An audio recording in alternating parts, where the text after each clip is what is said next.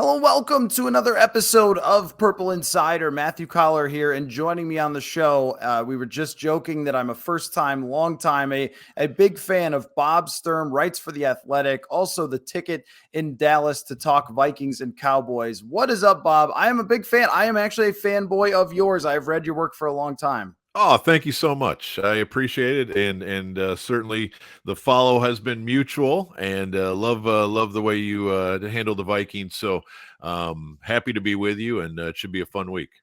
Yeah, this is an interesting one. The last time the Vikings and Cowboys played, it was the Cooper Rush game Yes. that was one of the sort of bricks that tied to Mike Zimmer's ankle that sunk him to the bottom. Was that loss because of the way that it came about, with Cooper Rush leading a game-winning drive, and the Vikings last year were whatever the opposite of clutch is, and this year just every late game has gone their way. But I did get a chance to see Dallas, while I was in the Buffalo airport, lose to the Green Bay Packers at the end. I want you to just give me kind of a status of the feeling right now with Dallas, because I think that everyone was kind of riding high with Dak back, and maybe that was a bit of a gut punch. Well, yeah, 6-2 at the bye week. They felt great. They felt like they had the best defense in the NFL. They thought they had their quarterback back, and they also thought that Odell Beckham might be on the roster real soon. So a lot was vibing, if you will, entering this ninth game at Green Bay. And frankly, as a born and raised cheesehead, I fully expected they would have no problem dispatching the Packer team I have seen all season just look ridiculous offensively in so many ways. And so that game, it starts in Lambeau is kind of lifeless, and kind of accepted their fate that this ain't the year, and heck, this might not be the quarterback anymore because he's probably wrapping up his final year in green and gold, and not to go down that road, soap opera road again, but it just wasn't great. And then that interception happened in the end zone. So Rodgers turns the ball over at his 10. Now Prescott has a chance to come away either up 10-0 or 14-0, but up double digits, lifeless stadium. Cowboys are on the trot, and the Packers hadn't won since October 2nd. And so in my mind, when he hit 3rd and 11 from the 11, take the points, get out of there with a 10-point lead, and don't risk any sort of issues. But Prescott thought he had Schultz or Lamb over the middle. It's very cloudy what he was even looking at, but he definitely hit Rudy Ford right in the chest. And when that interception happened, I thought the game flipped because the stadium came to life. Shortly thereafter, Rodgers hits Christian Watson on the bomb. So instead of 14-0 or 10-0, it's now 7-7. And things got away from the Cowboys from there. Now, they did have a 14-point fourth quarter lead. And so, again, they had control of the game. And that's when this elite defense that hadn't given up 17 points in 5 of their 6 wins gave up 17 points after the start of the fourth quarter. And so, you can look at it from both sides of the ball, and you can say, for the Packers to outscore the Cowboys 17-0 after the start of the fourth quarter, is that a complete failure of the offense going 0 for 4 on their drives and not getting a single point? Or is it a complete failure on the defense, giving up 3 scores out of 4 drives? And you probably have to come up with yes. The answer is yes. Both sides collapse there late. And so what that does is it sends the entire Cowboy fan base into a full panic that, oh no, it's happening again. And it might just come down to that 4th and 7, Rodgers to Watson touchdown, because you're up 14 there. There's 13 minutes to go in the fourth quarter. And if you make one play, it's done and dusted. You're 7-2, and you're strutting around like one of the heavyweights in the NFC.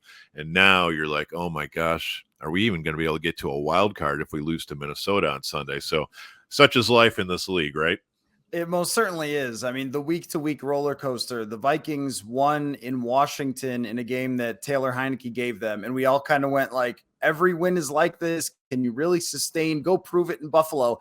And they are a QB sneak away, an Yeah. interception away, all these things from not proving it in Buffalo. They're down 17, and yet they somehow find a way. And Dallas was sort of the Buffalo in this equation where it's like you outplay Green Bay for the majority of the game. And just like Buffalo, they have a tendency maybe to just push a little too much. Like Buffalo, in multiple instances, could have just run the football and the game is over. Right. And a lot of times it seems like teams have maybe misunderstood analytics a little, like or misunderstood aggressiveness. It doesn't mean push the aggressive button every single time, Right. especially when you're winning. And I think similar to Buffalo, there is a huge pressure on this Dallas team because of the way the last season ended. If they had gone to the NFC Championship team, maybe they would, or game, they would be maybe confident in these games. But you could see Buffalo, because of 13 seconds, just kind of like, Oh, yeah.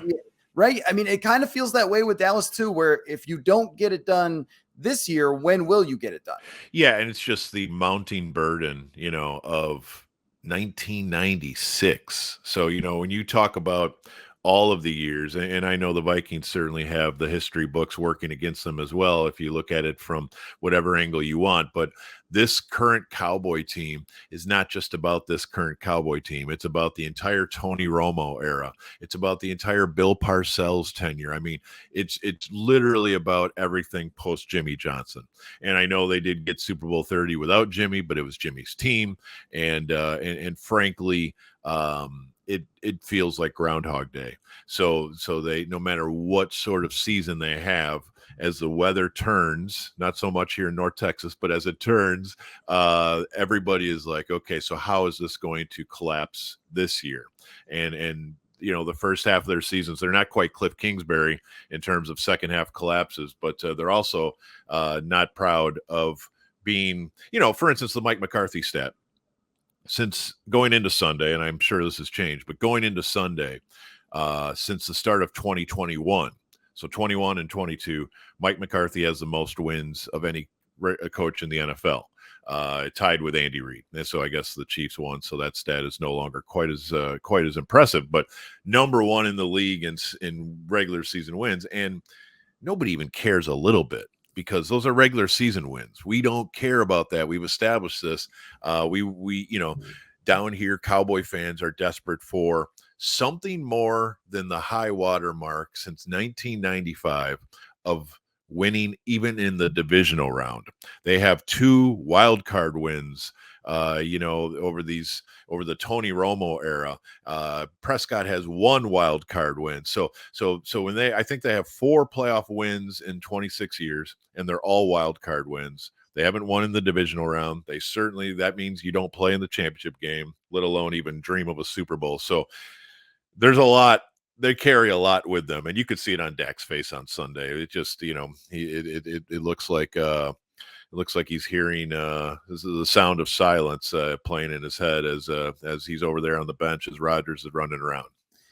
Well, I mean, to their credit, it was a catch. I mean, Dez did Oh, catch yeah. it. I'm just saying, like, that did happen. But it's funny because Vikings fans have no empathy for anyone else who's had things go wrong. But when you think about since 1996, we have contributors to Purple Insider who were not born yet at that time. Oh, yeah. So their entire life, because mine growing up, I grew up in Buffalo, so I watched Dallas win 2 Super Bowls against the Bills and everything. And so for my entire life, anybody who was a Dallas fan was just a bandwagoner, just Right. a front runner, like forget you. But there's an entire generation of people who have only seen the Dallas Cowboys get hyped up and then fail. And doing it last year with Amari Cooper still there and not coming through in that game against San Francisco, it does feel like the scar tissue has built up. And McCarthy is such an interesting case because how many times did they get so close in Green Bay? Right. So they won once, but like all those other times, they were close and the playoffs did not come through and they were the regular season heroes. And it seems like that's repeating itself in Dallas now. Yeah. It's just a matter of comparisons, right? If you're comparing Mike McCarthy to Tom Landry, it doesn't quite hold water. But if you're comparing him to Jason Garrett, the people down here would say, man, you know what we would love a really heartbreaking NFC championship game loss. That sounds like something we would actually welcome. And of course they wouldn't, it's all psychology. But yeah, there's a lot of, you want to say internal pressure, but with the Cowboys, it just feels like the entire NFL media machine is built on the backs of laughing at the Cowboys or analyzing the Cowboys, or just whatever they do is somehow in the A block on these talk shows. And it doesn't totally make sense, partly because like the Cowboys make more money than any franchise by a mile when you look at every year the income of each stadium and each franchise. The Cowboys are a money making machine. The usually of the 5 top games in the NFL in terms of total viewers, like 3 of them are Cowboys games every year. And it doesn't really make sense why they're that relevant. But even when they're losing, their relevance actually grows. And so it's this odd thing where I think Prescott is actually a perfect quarterback for them, because he does appear largely undaunted by all of the noise, and I don't think everybody could pull that off. But at a certain point, it can wear him down. And I think this year, with that really weird Cooper Rush win streak, I sense that since Prescott's returned, he's been pressing and throwing the ball into danger a lot more often than he used to. And his entire career, he's been a very efficient and, I don't want to say cautious, but he's been very smart with his decisions. And he doesn't throw the ball up for grabs. Well, if you look at his 3 games back, the win against the Lions, the win against the Bears, and now the loss at Green Bay, he's thrown the ball into coverage half dozen times, like twice a game. And is he just not seeing the safety, or are him and Lamb on the wrong page? I mean, we can debate each play separately, but the collection of turnover worthy plays, if you will, are much higher since his return than they were for his entire career. And I almost take that as like he's trying to prove to everybody, including himself, that there's a significant difference between him and Cooper Rush. But that can get you in trouble in this league, especially if the opponent's setting traps for you. Yeah, there was a really funny TikTok thing that went around of a guy talking about what it's like to be the injured starting quarterback when the backup is succeeding. Is like, yeah, but like I could have done that. I mean, Right, let's right. not, Yeah. let's not have everybody forget here that, Yeah. but I don't think that anyone thinks that Cooper Rush is better than Dak Prescott. But I totally understand where you're coming from when you see the backup succeed. It has to get in your head. I also think there's a big element of Amari Cooper with this team that there was a PFF study that kind of broke my brain a little bit and made everything make sense, where they talked about in the bigger games, in the playoffs, having a second option is so valuable, sometimes even more valuable than the first option in the postseason. And the Vikings, this is why they got TJ Hawkinson, because there Yes. just wasn't a second option. And then 2 big plays, one on a 4th down, another on a 3rd down against Buffalo. That's the guy that Kirk Cousins is looking to. It just doesn't seem like anyone has filled those shoes of Amari Cooper. And it's like, if we could only find the people responsible for this, but I mean, Yes. for them trading him for a 5th round pick, and then now you're hoping and praying that Odell picks you in Right. this reality show that he's run. There's no doubt he's got a documentary team following him, right? That's gonna Yes. end up in Dallas eventually. But heading into this game, it feels like there's one guy the Vikings need to focus on. They did pretty well with that with Trevon Diggs last week. Diggs crushed them, but nobody else did. You Right. can only get 150, 200 yards at best as one receiver when you need 300 to win. And I feel like Dallas is going through the same thing that the Vikings went through pre-Hawkinson. Yeah, and honestly, looking at your squad, the fact that they were able to get Hawkinson is insane to me. And I didn't need to see him on that roster to feel that way. The second the trade came down, I'm like, wait a minute. They traded him in the division for that? And Hawkinson changes the math substantially for the Vikings. And he's exactly what the Cowboys are missing. I think that's well said. The Cowboys put the franchise tag on Dalton Schultz. I'm sorry. Dalton Schultz doesn't scare any secondary. He is not a vertical stretch. He's definitely not a slot receiver playing tight end. He is a tight end, and he's decent. He's solid. Is he a franchise caliber guy? No, there's no way, regardless of what his agents try to put out there. And, he had some great stats last year, but I'm telling you, they were almost all on those rollout bootlegs and those those little hook curls at the sticks. There's no vertical stretch to Dalton Schultz whatsoever. And so what that does is it allows the safeties to go look for work elsewhere. And Michael Gallup hasn't been the same since his return. We could argue he's returning too fast because there's nothing dynamic about his game right now. Jalen Tolbert, who they took in the third round, has done nothing except line up offsides in overtime on Sunday, which I swear to you, if you look at the video, it's a laugh out loud funny for this poor guy who is literally, his entire foot appears to be offsides, and he's looking at the ref to see if he's on, if he's on, as they will. And poor guy, it's his rookie year, and that's the impression you make, is everybody's like, didn't we take this guy from South Alabama? And so, just, it all does lead back to the Amari Cooper decision, which is well documented in my space to be one of the single dumbest things they've ever done. And it's one of those deals where, and Jerry Jones always says this, I try to avoid everything Jerry Jones says because most of it's complete nonsense, but he has said repeatedly over the course of time, don't ever let your money get mad. And I thought to myself that he violated that twice this year with Lyle Collins and Amari Cooper. Now, Collins is pretty average, and they've been fine at right tackle with Terrence Steele. But to have Amari Cooper at $20 million a year and to talk yourself into the fact that we're fine without him and to flip him for a fifth, like, okay, if you're going to trade him, with Devontae Adams and Tyreek Hill and all those guys setting the market for what a wide receiver is worth, and the DK Metcalf deals and just all the things that have happened this summer, his deal wasn't bad. He was productive enough to justify $20 million.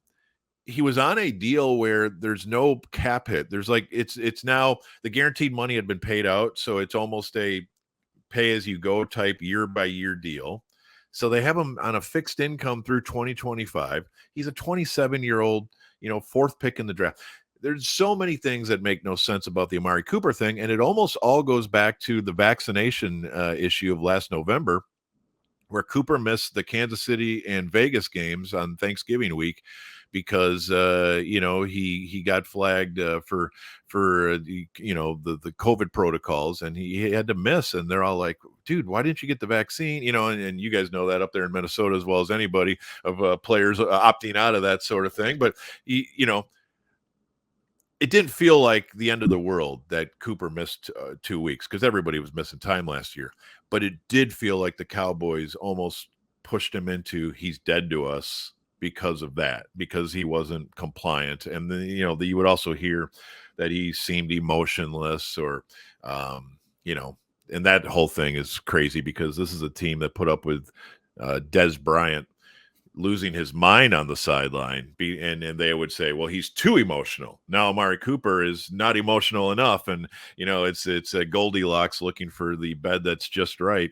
And it just, they're running to stand still now, trying to find something that if you trade him and you go get a second or a second and a third, okay, we can talk about this.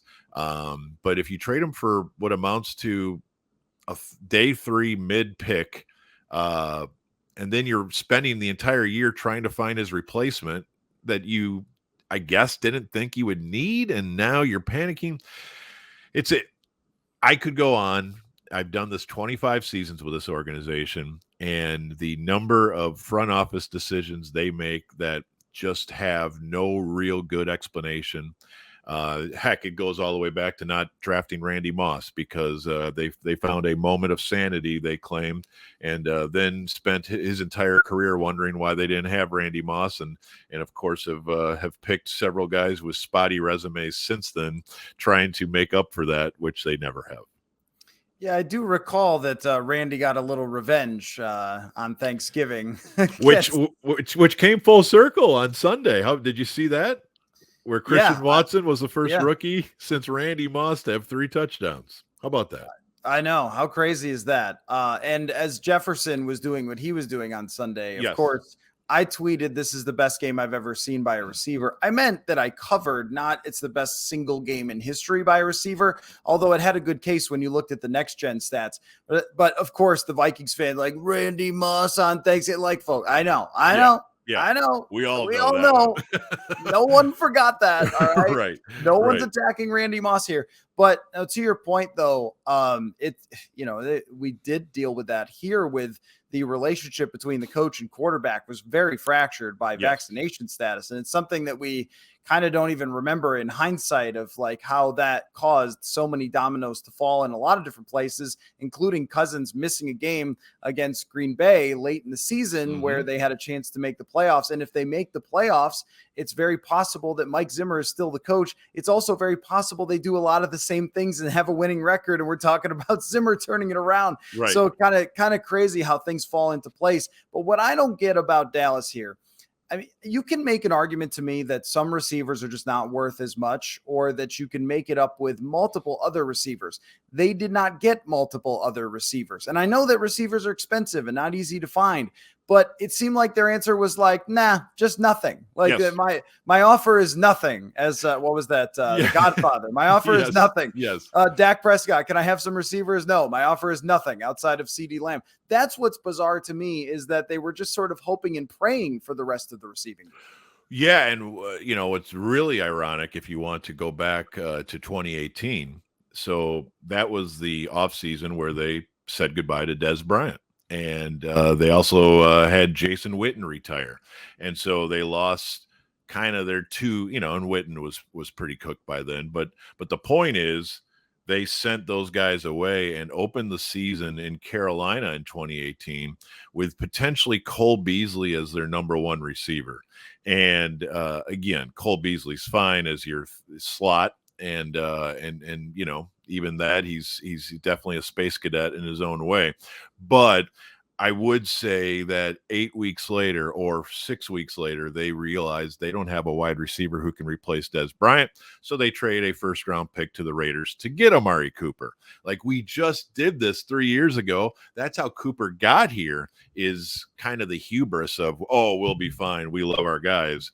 And they weren't fine. And we just did it again this year. We talked, themselves out of Amari Cooper. And that's the crazy thing, is they tell their fan base it's because of cap. It's the cap situation. It's we can't afford all these guys. Something had to give. Well, here's what's crazy. They decided to give almost all of that money to Dalton Schultz on a very ordinary tight end that they pretty much took Jake Ferguson out of Wisconsin, and he's been fine when Dalton Schultz has missed games. And instead, they have cap room, and they have Dalton Schultz instead of Amari Cooper. And by the way, I think you probably could have got both done. You probably could have restructured Cooper's deal like Cleveland did, but it's honestly very frustrating to watch this front office work. But I've also been able to preserve my sanity over the years by trying to avoid making everything about the Jones family all of the time, because at a certain point, it does sort of make your brain turn to mush if you just always go back to that. Like, you're blaming the boogeyman for everything. So I attempt to avoid the Jerry Jones, drinking game and all of the things that go with covering this team, and try to look into the details and find other reasons, honestly, just to keep the fan base entertained. But when you look at massive moves like that, and heck, the way they botched the Dak Prescott extension, because they spent 2 years putting him on the franchise tag. Another Kirk Cousins fun here. But if you just extend him after his third season, you're getting him at 27 a year. Instead, they kick the can 2 years and end up giving him 40 a year. Now, I realize over the course of time that might have evened out, but if Dak Prescott is the 20th highest paid quarterback in the league, you're like, okay, I get it. but then you had to make him the highest paid quarterback in the league. Like, nobody in their wildest dreams thinks Dak Prescott is the best player in the NFL. Nobody. And so Dak probably doesn't. So, I mean, at a certain point, you think you're playing chess, but you're playing checkers with your cap, and they're not very good at it, and they really never have. So if you want to look at why have the Cowboys been so bad for 26 years, I mean, the same guys are running the team. Yeah, it's the my favorite meme is the guy in the hot dog suit says we're all looking for the person responsible. It's like the Jones family. Like, we are all looking for the person responsible for this bad cap situation. That's right. You know? That's right. But here's the crazy thing, Bob. Team's pretty good, actually. Right? Yes. Right? Yes. I mean, isn't that crazy that, all those things, but the Dan Quinn and this defense and Trevon Diggs and Micah Parsons, I mean, they are a scary group for the Vikings. And I saw today, and this may change throughout the week, but Dallas favored in Minnesota, which is, Wow. I think, very bizarre, considering the records, also where the game is being played. It's not an easy place to play, though Dak has generally been okay here. Or actually, no, he's only played one game here. It was Andy Dalton and Cooper Rush beating him. Yes. Maybe they should sit Dak. I don't know. Well, but trust me, there's a big portion of the fan base that narrative won't be lost on them, that Dalton and Rush one up there. What's Dak's problem? Of course. But the defense, why has it been as good as it's been, save for some mistakes against the Packers? Because their pass rush is unbelievable. And so, if you and I were constructing a team and we just went on the simple fact that the Cowboys, for whether we believe it or not, it's not really an opinion. The Cowboys were the number one offense in the NFL last year based on yardage. So I have massive issues with that, watching the team in the second half of the season, but I can't argue the numbers. I mean, the numbers just sit there. They don't have opinions, and the Cowboys had more yardage than anybody in the league, and whether that's important or not, we could debate. I think they were fifth in points, but they across the board, the Cowboys statistically had a great offense last year, even if the 49ers playoff game has a laugh at that possibility. So if you're designing a defense to complement the number one offense in the NFL, what do? Well, I'm assuming I'm going to be ahead late in games, so I want my pass rush to be awesome. My run defense, not as important because teams aren't going to be able to run the ball because we're scoring so much. So on paper, they did everything perfect because they do have arguably the best pass rush in the NFL. They get pressure all the time. They get sacks all the time. Micah Parsons and DeMarcus Lawrence are both beasts in different ways. And honestly, it makes sense. The problem is, of course, there is no defense without some place to attack at some level. And the Cowboys do seem susceptible to the run. And you say to yourself in the offseason, but that's okay because no team's going to be able to run because, you were scoring 30 a game. That's why the Amari Cooper thing actually affects the defense, but we've already been there. So the Cowboys are getting all this pressure by not really blitzing. They get there with 4, which makes them a lot like Buffalo and a lot like San Francisco, except this team leads the league by a mile in stunts. So they're not blitzing, but they're also not staying in their lane. They generate a ton from movement, from twists, from games, the whole bit. And so that's awesome. That causes chaos, and it makes you wonder, will the whole league see it and start doing it themselves? The reason coaches hate doing it, though, is because if you stunt at the wrong time, especially on early downs into a run, you have just opened up a massive hole and allowed a massive run without the offense doing a whole lot to get it. You just gave it to them. And we saw that in the Aaron Jones touchdown on Sunday, for instance. They have a stunt where the tackles are going outside the ends and the ends are slanting inside. Well, one of the ends, Dante Fowler, didn't get the memo. And so he stays in his lane. The tackle joins him in his lane, and that leaves Aaron Jones a space for an F-150 to drive through. And that's the issue. So the Cowboys love to stunt their line. They love to play 7 in coverage, even though on Sunday against Rodgers, they were in man all day, which is totally counter to what they've done this season. And usually, and it was interesting to see the Packers remain stubborn running the ball, because if the Packers would have done that all season, they'd probably be 7-3 right now themselves. But they have never been stubborn about running the ball. Rodgers loves to opt out, and all the RPOs turn into passes, and we know the issue with them.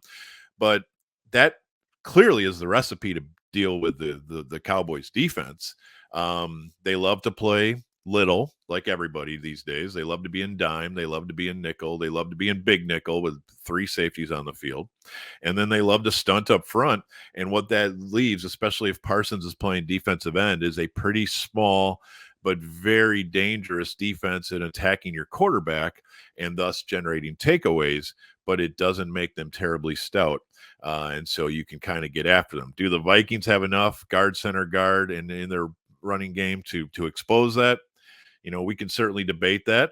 I like the Vikings tackles way more than I like guard, center, guard, but I assume that doesn't make me terribly original. But if you are playing 31-28 games and you are trying to get that sack late in the game to end it, the Cowboys are set up for that style of game all day. I just don't know that they're set up for what the 49ers might throw at you in a playoff game again, because these last couple of weeks, I mean, they have been run on comfortably. Now it's Justin Fields and it's the Packers, so maybe it's just a blip. But I think we'll see on Sunday plenty of Cook, plenty of Madison, and plenty of what the Vikings have seen on film. Yeah, could be similar to the time they ran, I think, 9 times in a row on a touchdown drive or something a Yeah, couple yeah, years ago in Dallas. It's interesting about the middle of the Vikings offensive line. You will not find too many offensive lines that are different in terms of run and pass as much as the Vikings are in the yeah. middle. That's true. But I just checked PFF. They are the second highest run blocking graded group. And they are one of the worst against the pass when they have 2 elite tackles. And That's although wild. it will be very interesting to see this week if Christian Darrisaw practices and plays, because he left last week with a concussion and Blake Brandel came in and played. He played great. He didn't face Micah Parsons, though. Right. And Gregory Rousseau was out of that game. So it was Von Miller. And I was surprised that Buffalo didn't move Von Miller over him, but they had to give Blake Brandel a lot of help, a lot of chips, a lot of extra guys over there. And if Dallas has an entire week to prepare for a guy playing his second game ever, that's going to be a massive advantage there. But I think that what you've said hits it on the head. The Vikings always have to succeed on the back of Dalvin Cook starting first. And last week was a bit of an anomaly because they're playing from 17 down and they're getting turnovers and they're throwing it up to Justin Jefferson. But in games this year where they've gotten their run game going, defenses really just don't have an answer because they get very anxious when Dalvin Cook is running 10 yards after 10 yards. You've seen this happen in front of you before. Yep. That the teams start like, okay, we got to creep up. And whoops, there's Justin Jefferson for 47 yards. But if Dalvin is stopped, then it's like you really only have one option, and then now kind of a secondary with Hawkinson, but it really throws them off when that happens. And I think that could be a defining element of this game. But also, I wanted to ask you about Trevon Diggs versus Justin Jefferson. I mean, we are blessed in this game, Bob. We are blessed. Micah Parsons, Justin Jefferson, Zadarius Smith, the mega star talent that will be on display for this football contest is really something, but no bigger matchup, I think. Do you think that, I don't know how they play, does Diggs follow the top receivers? Do you think that's going to happen with Jefferson? He doesn't follow a ton, but there are times where he certainly petitions to do so, and it looks like it's almost a group decision, which always makes me nervous because what's the corner going to say? I don't want to deal with this guy. No, Diggs is always looking for the big matchups. The downside to that, of course, is Jefferson. I mean, I hate to typecast him. He's a superstar, so he can do anything. But when he came out of college, we thought he was a slot. And of course, we were all wrong. The entire NFL industrial draft complex had Justin Jefferson wrong, which is ironic given how the entire recruiting system had him wrong going to LSU. I mean, it's unbelievable to see what Justin Jefferson has become, and it's not lost on the Cowboys who could not believe their luck that CeeDee Lamb fell to them, and Justin Jefferson was right there as well. And of course, the Eagles have a story to tell on that front, to say the least. And there's probably countless other teams, but I don't think I like Diggs nearly as much against the slot type, the guy with massive fluidity versus the bigger wide receiver that challenges you outside the numbers. So Diggs is best against those bigger guys. He plays in phase. He practically runs the routes for them, and he has great success. I think Diggs is tremendous, and I think the slander against Trevon Diggs over the years has been overdone. But in fairness, like Marcus Peters, some of these guys are willing to give up a lot of yards and a lot of highlights to go get that ball. I think Lattimore down in New Orleans is another guy like that. And so, it's that type of situation is really where the Cowboys are susceptible, because they don't have a lot at corner besides Diggs. And so Rodgers just avoided Diggs the entire day. And I'm sure Rodgers is terrified of him, but it's just smart because Anthony Brown left the game in that long Watson touchdown with a concussion. I don't know if he'll be ready to go on Sunday, but he's their only other veteran at all. And so Jordan Lewis is on the IR.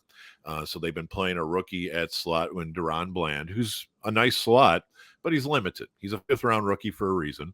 And then they bring in Calvin Joseph, the 2nd-rounder from Kentucky in the 2021 draft, to play outside opposite Diggs. And so, Rodgers is like, okay, I got the rookie slot, and I've got this, backup corner who has really not played much at all in the NFL.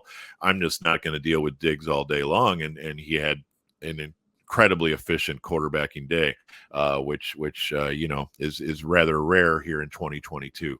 So if the Cowboys should have done something at the deadline, everybody screams Odell Beckham and things like that. I say, man, they probably should have went and got another corner because they're pretty thin right now. And that's why I think they have to stay in zones way more often, which is its own problem. But they can do that with a 4-man pass rush. They don't need blitzing and to man up to get pressure. They've demonstrated they have plenty, but for some reason they played so much man on Sunday. It really was a very odd, situation where I think they panicked. They saw Aaron Jones getting so much success, and they just like, you know what, get everybody up in the box. You guys have to play man up on the outside. And they didn't stop the run or the pass on Sunday. So I guess that's what happens if you overreact. Well, with the Vikings, there really hasn't been a coverage that has given them trouble with Justin Jefferson. I mean, The only game that was a problem was Jeff Okudah following him all over the field. And also, and I'm not a blame the refs guy, but like they let Jeff Okudah commit several assaults in that game. Yeah. And the Vikings should have had a better answer. But what they started doing after that was moving him around a lot more. About 3 out of 10 snaps come in the slot. But if I'm Dallas, I mean, I don't want Trevon Diggs away from him if he's got a chance to go down the field. And what I want to see is jump balls between Trevon Diggs and Justin Jefferson, because Trevon Diggs has, I think, the best hands. Tell me if this is over hyperbolic. I think the best hands of any corner and ball tracking that I've seen since Deion Sanders. I mean, he's like a receiver out there. And then you're talking about the best contested catch receiver in the league. Yeah. Yeah, no, I think you're right. I think Diggs is phenomenal. I think when you hear the stories of certain guys switching positions, you're like, really? This guy used to do this? But in the case of hearing Diggs went to Alabama as a wide receiver, you're like, yeah, that definitely is true. He definitely could go play wide receiver after a long training camp. If you said he can't play defense anymore, he is now a wide receiver. I don't know how good he would be, but I bet you he'd be extremely believable very early in training camp that this guy knows what he's doing. And that's, that works against him sometimes. He's talked to us that he may not be the most diligent film study guy because he likes the idea that he understands the route tree better than almost any DB. Like he feels like because he was a receiver and because he's the brother of Trevon Diggs, that he knows the stems and he knows, what every scenario is.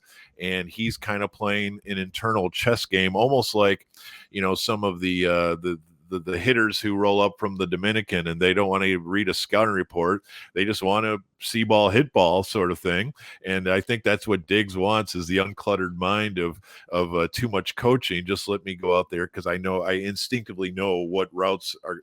And so teams set him up with that, by the way. Teams lay traps for Trevon Diggs with double moves and with a number of ways to kind of play into his scouting report of, he just likes to play instinctively. And so teams are like, okay, well, let's use your instincts against you.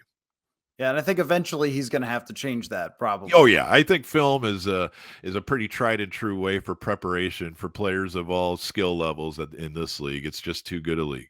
Listen to Patrick Peterson talk about his interception to win the game. Bob, this has been super fun, but I have to ask you the toughest question of the podcast appearance. And it's always the most difficult question for any appearance that you'll ever do. Who do you think wins? Man, I have to tell you, my initial instinct is that I have seen this episode before, and the Cowboys have to demonstrate to us that they can win a game like this before I'm willing to go out on the limb for them. I was pretty troubled with the two games that you would call major road tests for them, at Philadelphia without Dak and at Green Bay with Dak. And in both cases, they went from looking elite defensively to pretty ordinary. So based on that, it's a show me game. And therefore, my predictions the week of a show me game will probably be to play the odds that they haven't shown me yet. So I would think any sports book telling you the Cowboys are favored are begging for a Vikings wager, in my opinion. Not that I endorse putting your mortgage up, but because football is a crazy game. Yeah, I think that if I were to guess, because there's no other real explanation, it might be some sharp people look at what you did the week before and the emotional game and how many plays you played. And they might be saying, but both of these teams had long emotional games. So right. Maybe Darisaw's status will change this a little bit because of just how much Parsons impacts the game. That's true.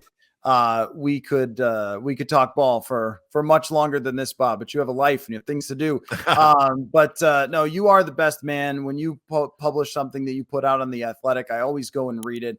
Love your breakdowns. Really appreciate your work. And it will be very interesting to see how this one goes. So thanks so much for your time, man. My pleasure. And let's do it again sometime.